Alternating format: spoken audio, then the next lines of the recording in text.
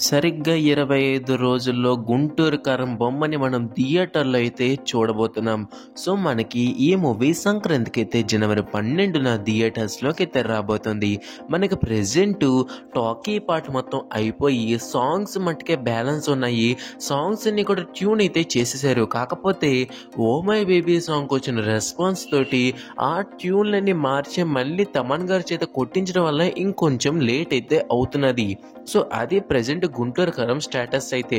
ఇంకా ప్రెజెంట్ మనకి బుకింగ్స్ కూడా అయితే స్టార్ట్ అయిపోయాయి. కానీ ఇండియాలో కాదు, యూకేలో. మనకి ఆల్రెడీ ప్రొడ్యూసర్స్ డిస్ట్రిబ్యూషన్ ఇచ్చేసారు కాబట్టి థియేటర్స్‌లోకి ఆల్రెడీ వాళ్ళు కూడా డిస్ట్రిబ్యూట్ చేసుకున్నారు. సో, మనకి థియేటర్ లిస్ట్ అయితే ఈ థియేటర్స్‌లోని 'గుంటూరు కారం' అయితే రాబోతుంది. మనకి ప్రపంచం మొత్తం మీద ఫస్ట్ 'గుంటూరు కారం' బుకింగ్ స్టార్ట్ అయింది యూకేలో. మనకి ఆల్రెడీ రికార్డ్ రేంజ్‌లోని టికెట్స్ అయితే బుక్ అవుతున్నాయి.